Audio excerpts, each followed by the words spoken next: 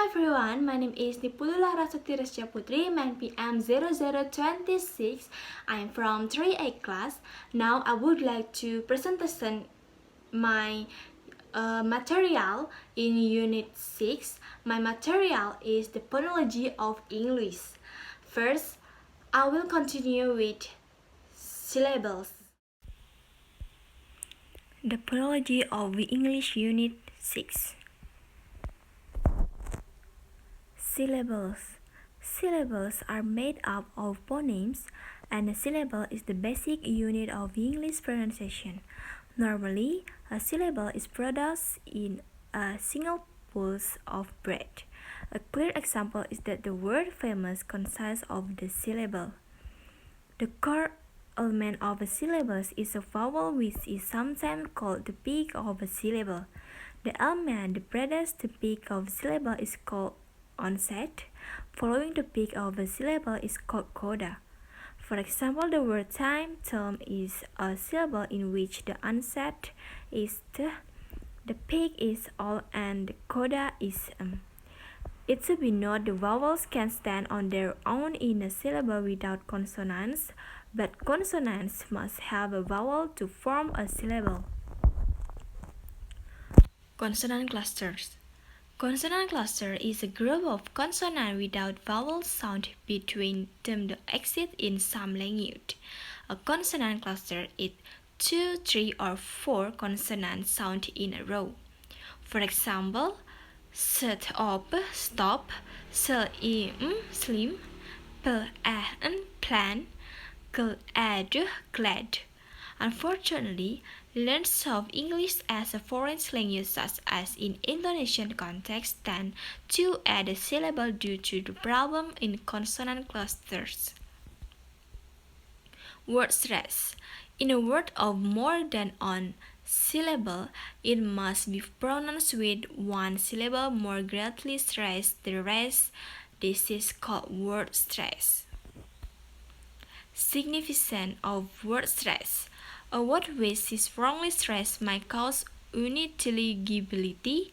Unfortunately, no obvious logic that can be used to rule out syllable. Even worse, word stress may shift from one position to another if the word changes its part of speech, as shown in the following example: syllable, syllabify, syllabification. Weak and strong form. At sentence level, strong and weak form should be paid attention to. Observe the following example with weak form indented as underlined and strong form as bold.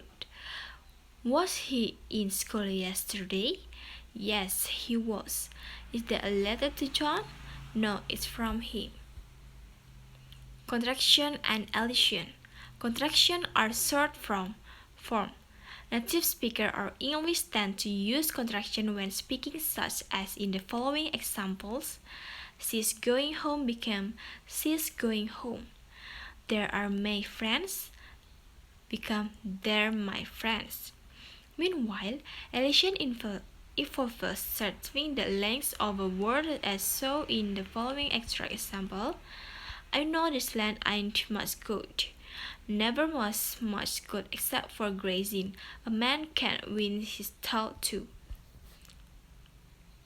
Assimilation. This is where the sound is changed to adjust it to its surroundings and to make pronunciation simple. Example: good morning become good morning because d and become b, and 1 week become 1 week because n and w become The problem is that we are so influenced by the written language. We think that we hear with what we see written down. Other examples show what is written and where can be quite different. Intrusion. Intrusion is where the native speaker actually adds sound to make pronunciation easier. The concept is very similar to the consonant clusters. We saw that in English there are a lot of consonant clusters which can cause problems for some learners of English. They are related to the fact that in the English it is sound unusual to have a vowel sound directly after, so we insert another sound. Intonation is not usually a problem for learners of English.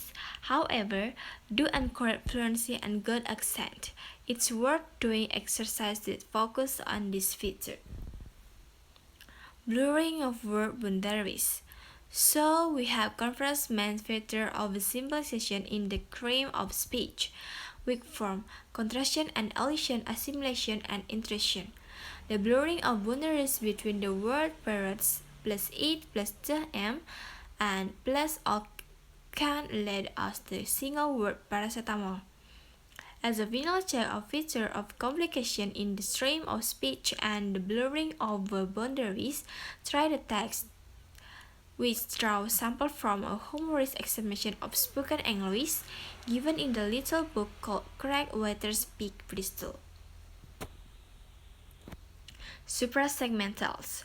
Suprasegmental phonology is what happens when sound combine beyond the level of phoneme or segments.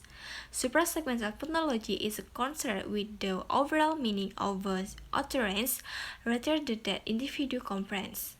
Basically, there are three main aspects in the study of suprasegmental, namely stress, rhythm, and intonation.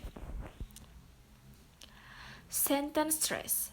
We have already looked at word stress and weak strong form, which are also related to stress. For a present purpose, words can be divided into the main types: grammatical, or function words that do not have much meaning in the trace fields but hold in the sentence together.